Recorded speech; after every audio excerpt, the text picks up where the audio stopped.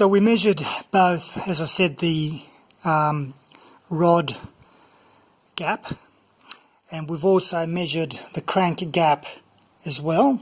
In the centre here, down the bottom there, there's the spacer. And got to say, this motor must have been either restored at some stage, which we don't believe it has been, or it has seen very little use, because the crankshaft end play is at the minimum end of the spec as well, as in the good side. It says here between 2000 to 6, and it was on the just about the 2000 there. So the motor is very, very tight. It's great. So what we've done, we pulled this, you can see how this one's a bit cleaner. We pulled that end cap off, and the bearing inside was impeccable as well. No issues there at all. So what we decided to do, also having a look at the bores, they actually weren't as glazed up as I thought they were. So we decided to kind of leave well enough alone and just continue putting it back together.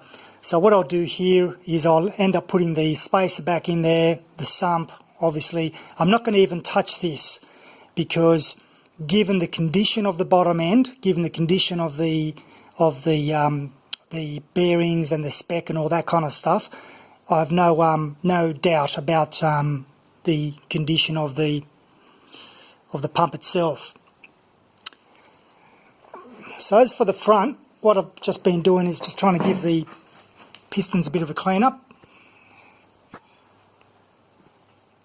and not trying to get them perfect, but just to remove some of the gunk.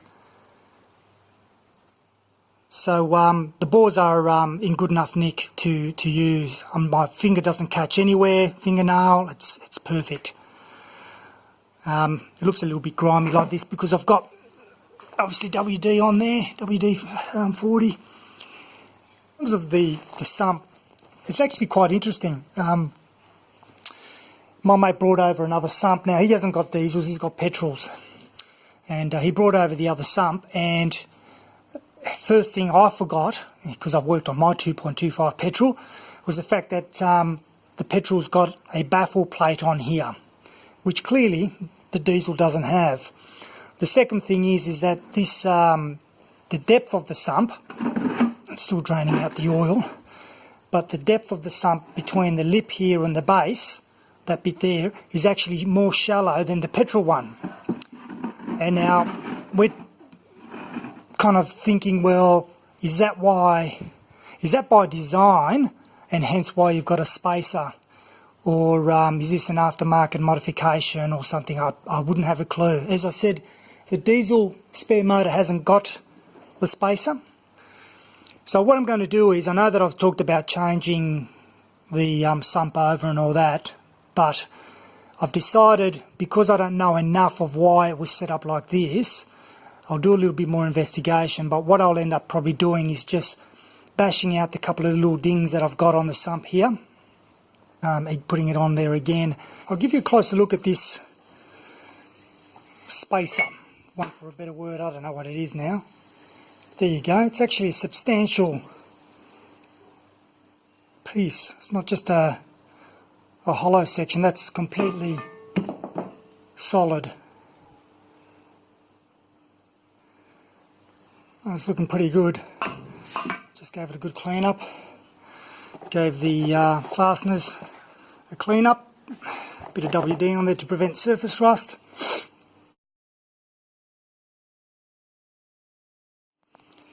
So what I did was I just took this gasket off and gave it a clean. It's actually a rubber gasket, not a paper one. So I suspect that came with the kit, perhaps with the other gasket that sits in there perfectly well.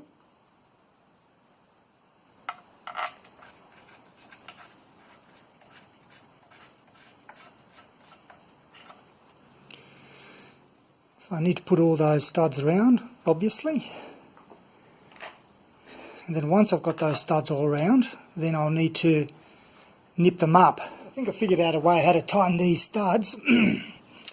What I did was I found just a washer and this kind of, these are the adjusters that come with angle grinders, like grinding discs and so on, to allow for different chuck sizes. And of course I drop it. So the inner diameter, the diameter of the thinner piece actually fits perfectly on there. So what I'm doing is putting a washer and putting one of the original nuts on there. What I do is I tighten that up, and then of course I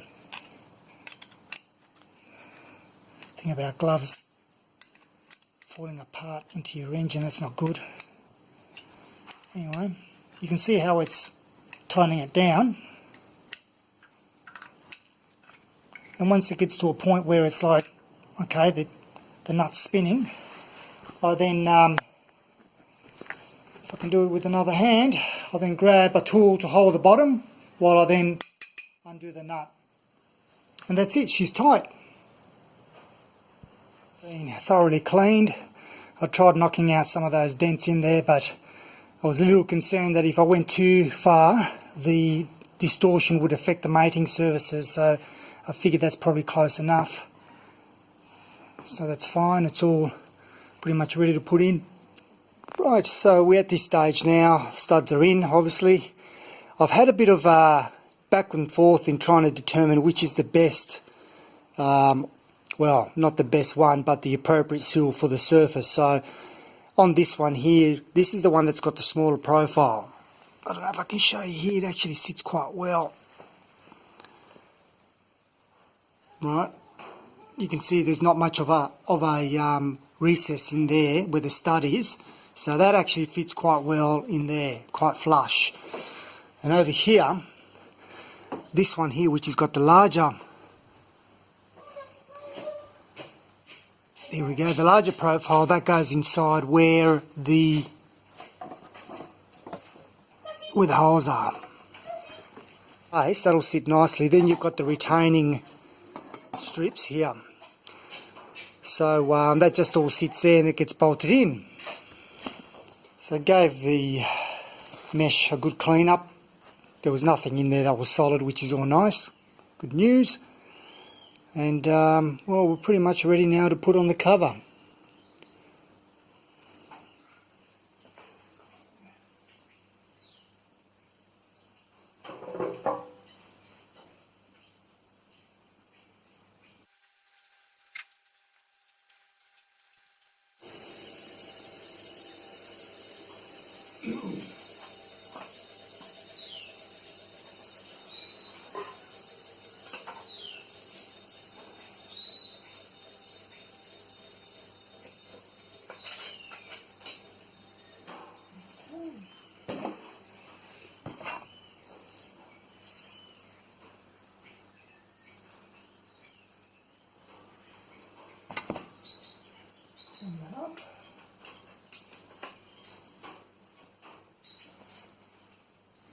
And this last one.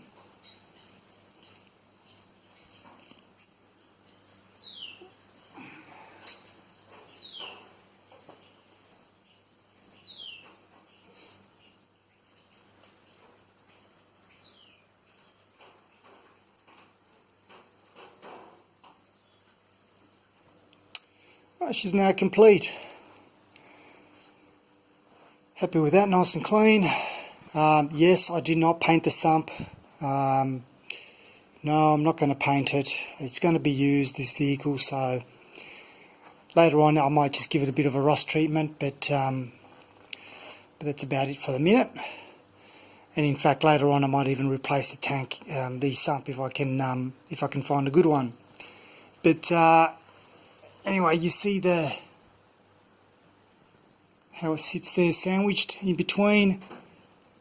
I'm a little bit, I suppose, sceptical about how this is going to seal. So only time will tell, I suppose. And again, I'm not sure what these are. Drain is over here. What the hell are these two? I don't know. Anyway, look, good thing about it is all of this is done now, I can turn the engine upside down, or right way up, and start working on the head again. But before I do that, I'm going to go and make use of gravity and clean up again all the threads. So run the tap through that again, or my homemade one, and clean out everything I can, and then I'll turn it right way up. So at least that's another chapter gone in terms of the bottom end, and still got quite a bit to do, but that's all part of it, all good fun. Right, until next time, thanks for watching.